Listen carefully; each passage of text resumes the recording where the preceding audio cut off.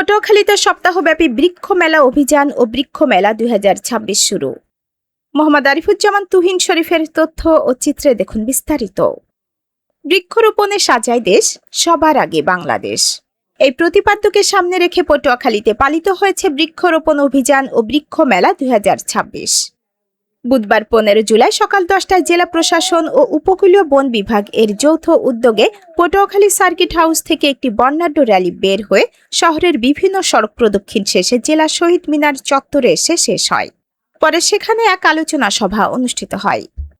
সহকারী বন কর্মকর্তা নুরুন নাহারের সভাপতিত্বে র্যালি এবং আলোচনা সভায় প্রধান অতিথি হিসেবে উপস্থিত ছিলেন পটুয়াখালী জেলা প্রশাসক ডক্টর মোহাম্মদ শহীদ হোসেন চৌধুরী এবং বিশেষ অতিথি হিসেবে উপস্থিত ছিলেন পটুয়াখালী জেলা পরিষদ প্রশাসক স্নেহাংশু সরকার কুট্টি, মাকসুদ আহমেদ বাইজিদ পান্না মিয়া, সিনিয়র সহ সভাপতি জেলা বিএনপি, পটুয়াখালী জেলা পুলিশ সুপার মোহাম্মদ আবু ইউসুফ সহ বিভিন্ন রাজনৈতিক দলের নেতৃবৃন্দ, স্কুল কলেজের ছাত্রছাত্রী ও গণমাধ্যম কর্মীরা।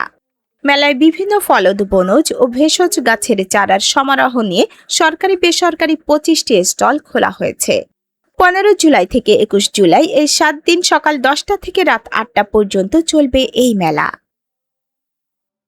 আইফোন সহ অন্যান্য সকল মোবাইলের সমস্যা সমাধান রয়েছে বরিশাল মিরাজ টেলিকমে।